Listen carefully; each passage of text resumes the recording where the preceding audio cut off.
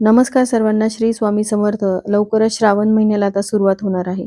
श्रावण महिन्याचे महत्त्व खूप जास्त आहे. व्रत वैकल्याचा हा महिना असून सण उत्सवांनाही याच महिन्यापासून सुरुवात होते. त्यामुळे सणांचा राजा म्हणून या महिन्याची ओळख आहे. विशेषतः महिलांसाठी हा महिना खूप खास आहे. नवविवाहितांसाठी तर माहेरी जाण्याची जणू पर्वणीच असते.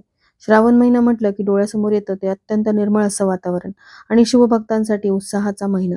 महादेवांना प्रिय असणाऱ्या या श्रावण महिन्याला हिंदू धर्मामध्ये विशेष महत्त्व आहे.